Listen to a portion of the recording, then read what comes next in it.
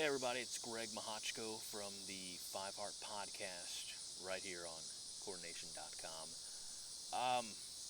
Couple days late, but it's my nature to be just a little behind everybody else. But yesterday I finally had the opportunity to watch the Huskers 2021 alternate uniform reveal video, the one starring Damian Jackson and a host of Husker fans and first responders and our military.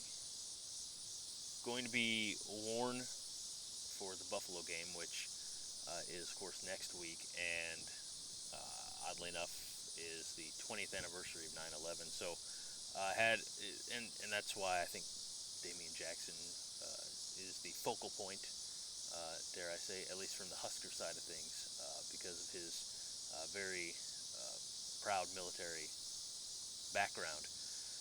And if you recall, it was a month or so back when the Husker media department said, hey, come on out, be here, we're going to do this, but they wanted to keep it hush-hush, if you recall, which shouldn't have been that big of an issue. Be part of this big reveal, just, don't take pictures or videos, or at least if you take them, don't disseminate them out in social media. And of course, there are people that can't abide by even the simplest of requests. That's why we can't have nice things. And as I was watching that video, and I'm not video editing savvy enough to do a picture-in-picture, so this is a post-view reaction rather than a first-time reaction. But as I watched that video, I couldn't help but feel a little emotional.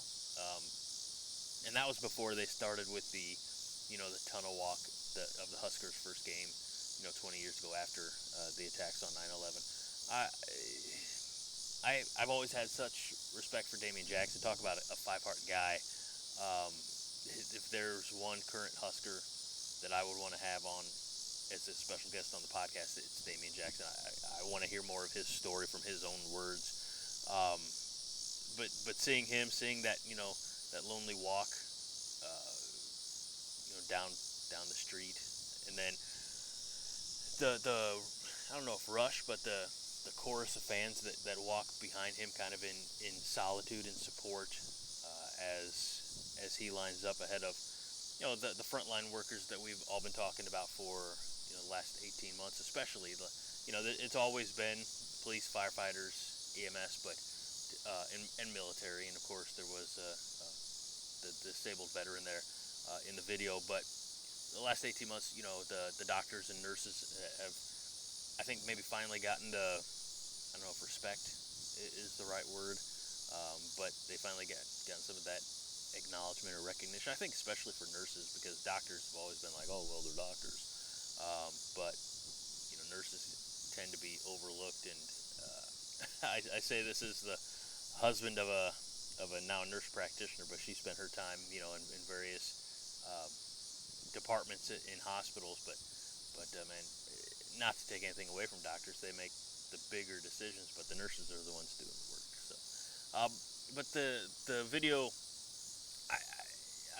the first time watching through, I kind of caught myself getting a little emotional, a little teary-eyed. So we can talk for hours, and we have, and we would continue, or will continue to do so, about the quality of the on-field product. We'll just put it that way, coming out of Lincoln, Nebraska. But I don't think there's any mistaking the heart. A little on brand there. I apologize for that. But the character behind the program, the young men and people around the program.